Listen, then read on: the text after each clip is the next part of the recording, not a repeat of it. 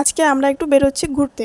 তার কারণ বাড়িতে আসার পর সেরকম করে ঘোরা হয়নি। আসার পর থেকেই টানা কিছুদিন থেকে বৃষ্টি হচ্ছে। তো আজকে যেহেতু আকাশটা একটু ভালো আছে, তো আমরা একটু ঘুরতে বেরোচ্ছি। আমরা যাব বাহান্নগর তোষা ব্রিজে। তো আমার বর আগে আমাকে পার্স দেখিয়ে দিল, তার পার্সে বেশি টাকা নেই, তাই কিছু খাওয়াতে পারবে না, এরকম করে বলে, কিন্তু পরে ঠিকই খাওয়ায়।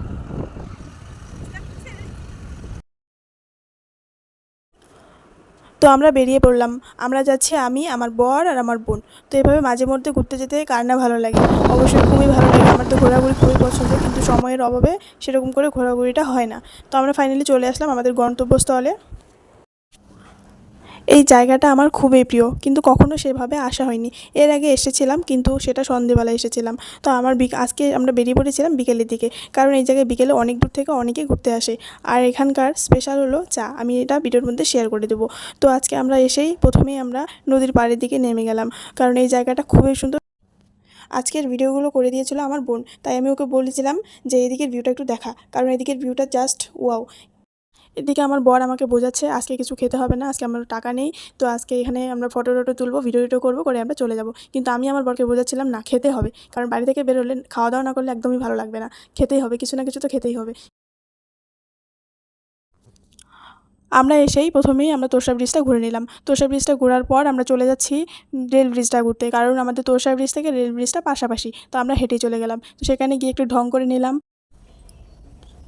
এখানে এসে ফার্স্ট আমার বর আমাকে কিছু পিক তুলে দিল, ভিডিও করে দিল, আমার বোন কিছু পিক তুলে দিল, ভিডিও করে দিয়েছিল।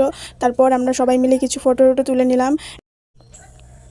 তারপর আমার বর আমার বোনকে কিছু পিক তুলে দিচ্ছে, ভিডিও করে দিচ্ছে। তারপর আমরা সবাই মিলে ছবি টবি উঠে নিলাম। উঠে নেওয়ার পর আমরা এখান থেকে বেরিয়ে পড়লাম, কারণ এখন যাব আমরা চা খেতে। কারণ এখানে স্পেশাল হচ্ছে চা, এখানে আসলে চা না খেলে একদমই ভালো লাগে না, কারণ এখানে স্পেশালিটিই হচ্ছে চা। এখানে অনেক দূর থেকে লোকেরা আসে চা খেতে।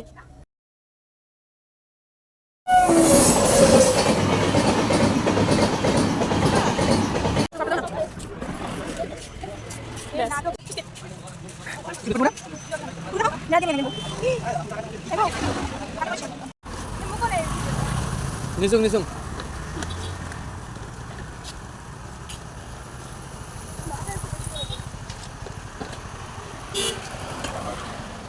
মিশাল খোর পাবলিক মিশাল খাওয়ার জন্য।